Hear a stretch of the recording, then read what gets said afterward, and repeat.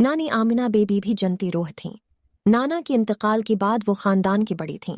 अक्सर खानदानी फैसले नानी ही करते। नानी की तैनों बेटियां उन्हें माजी और बाकी सारी रिश्तेदार बेबीजी कहकर मुखातिब करती। नानी अब्बू जी की सगी खाला होने के साथ साथ सगी चचे भी थीं। मेरी दादा और मेरी नाना दोनों सगी भाई थी। नाना फौज से सूबेदार रिटायर्ड हुए थे। अपनी तीनों बेटियों की शादी नाना ने अपनी जिंदगी में ही कर दी थी। खालू तलात थानेदार थी तो खालू रशीद वकील। दोनों काजनम जन्म का बीर था। जब अम्मी और अबू की शादी हुई तो दादा की एज़म मार्केट में कपड़े की बहुत बड़ी दुकान थी और हमारी हालात खानदान में सबसे बेहतर थी। अब्बू ने उस जमाने में एक लड़की को झगड़ी में गोली मार दी थी, फिर क्या था, आधी कमाई थानेदार कहा गई और बाकी आधी वकील। खालू तलात खालू रशीद की बात नहीं कर रहा, ये साहबान और थी। दादा सदमे से चल बसे। कपड़े की दुकान निलकियों और बटनों की दुकान में बदल गई। हमारी घर का बंटवारा हो गया। ताया साजिद और फूफोना सिरा इस सब का कसूरवार हमेशा अब्बू को ही ठहराते। उनकी बात एक हद तक ठीक भी थी। हमारा खानदान फरोख्त हो गया।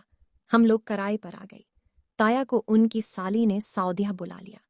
देखते ही देखते ताया साजिद तरक्की करने लगी और उनके घर की हालात बेहतर हो गई।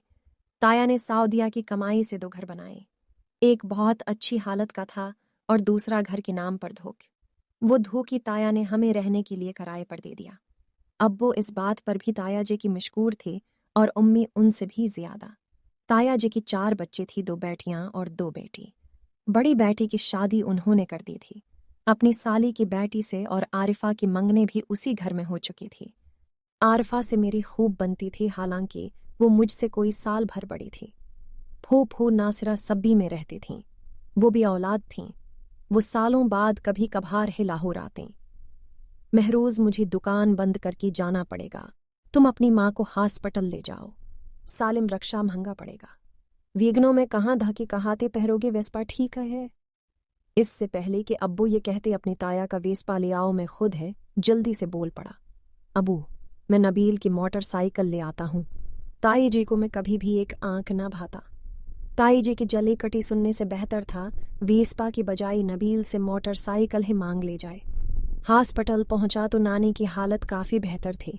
उम्मी को भी अपनी माँ को देख कर सुकून मिल गया था। मेरे मुश्ताक निगाहें इर्द गिर्द किसी को तलाश कर रही थीं। नानी और मासी ने मेरे बीच इन्हें भांप ली। मासी उम्मी को लेकर बाहर चली गई और नानी अपनी तकलीफ भूल कर फौरन मुझसे मुखातिब हुए। तुमने देर कर दी। कॉलेज से सीधी आई थी, अभी अभी निकली ही, कल फिर कॉलेज की बात आएगी। दुआ करो मुझे कल तक छठी ना मिले। नानी ने मासूम बच्चे की तरह सारी खबर सुनाई थी। मेरे बसमा से मुलाकात न होने का मुझसे भी ज्यादा अफसोस नानी को था। आज नानी को याद करता हूँ तो नानी की मासूम बातों पर भी प्यार आ जाता है। मैंने बसमा से मुलाकात के लिए अगले दिन अपनी कॉलेज से छठी की। अपनी सबसे अच्छी पैंट शर्ट और कोट पहना जो सब मुझे तहफी में मिले थी। साइकिल के बजाय मोटरसाइकिल पर सीमास जाने का फैसला किया। जब मोटरसाइकिल मांगने के लिए नबील की दुकान पर पहुंचा तो पता चला मोटरसाइकिल और नबील साहब दोनों ही दुकान से गायब हैं। इतनी अच्छे पैंट शर्ट, ऊपर से कोट, हाथ में कासियो की डिजिटल घड़ी। मैं साइकिल चलाता हुआ अच्छा लगूंगा। दिल में ख्याल आया, जेब में हाथ डाला तो सिर्फ 40 रुपये निकली। आरिफा याद आ गई। आरिफा मेरी ताया की बेटी, उसकी 2 ही शौक थी, अच्छे कपड़े और अच्छी खुराक। कहा कि वो काफी मोटी हो गए थे, फिर भी दिखने में अच्छी थी। गोरी छठी, गोल मटोल, पढ़ने में एकदम नालायक। मेट्रिक में 3 बार फेल होने के बाद उसने खुद ही तालीम को खुदा हाफिज कह दिया था। ताया के घर पहुंचा तो ताया ताए तो आरिफा की ससुराल गई हुए थे। उन्हें आरिफा की मंगीतर तनवीर ने बुलाया था। आरिफा भी मेरे ठाठ देख कर दंग रह गई। ओए मतलबी आदमी कैसे हो? आरिफा ने घर का दरवाजा खोलती ही कह दिया। ताए घर पर हैं? आ जाओ, घर पर कोई नहीं है। आरिफा अंदर जाते हुए बोली। मैं उसकी पीछे हो लिया। मैंने चलती चलती ही आने की वजह बयान कर दी। वो आरिफा, मुझे 200 रुपये उधार चाहिए था। पहले कितने हैं? आरिफा ने रोक के मजे से पूछा था। अनीस, सो मैंने फट से बता दिया। आरिफा मुस्कुराते हुए कहने लगी, हो तुम ईमानदार। ये बोलकर वो कमरे में गई और 200 रुपये लाकर मेरे हथेली पर रख दिए। मैंने अपनी कोट की आस्तें ऊपर करके उसकी दी हुए घड़ी उसी ही दिखाए। वो मुस्कुरा दी।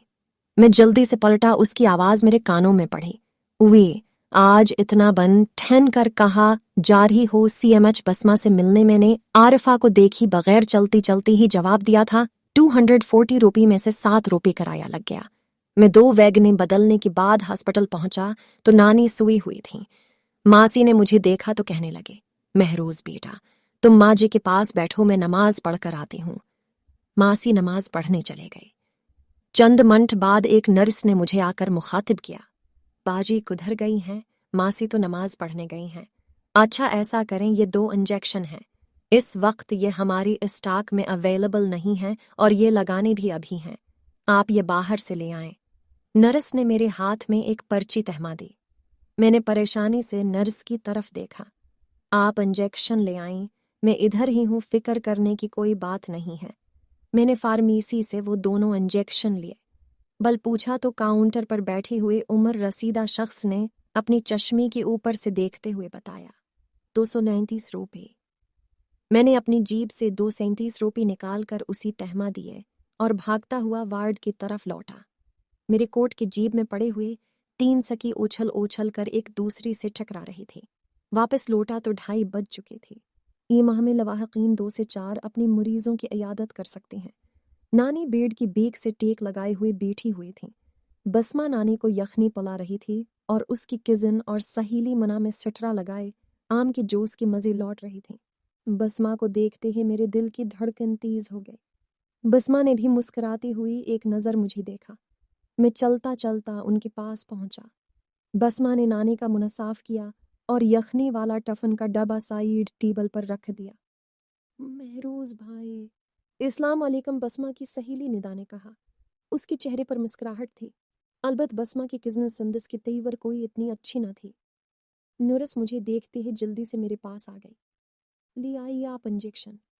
मैंने जवाब नहीं दिया और वो पैकेट ही उसके सामने कर दिया। उसने गौर से इंजेक्शन देखी, फिर उन्हीं नानी की ड्रप में सुरंज की मदद से डालने लगी। इतनी में मासी भी वापस आ गई थी। आपकी इंजेक्शन अभी तक आई नहीं, मासी ने रोखे लहजे के साथ निरस से पूछा। आई होती तो मंगवाते क्यों? बाजी बाजी रश तो कम करवाएं, निरस ने मिन्हा बनाती हुई मासी से कहा था। बसमा, संदस को मेरे पास रहने दो, तुम तीनों बाहर लान में जाके बैठो। चाची मैं भी इनके साथ जाऊंगी।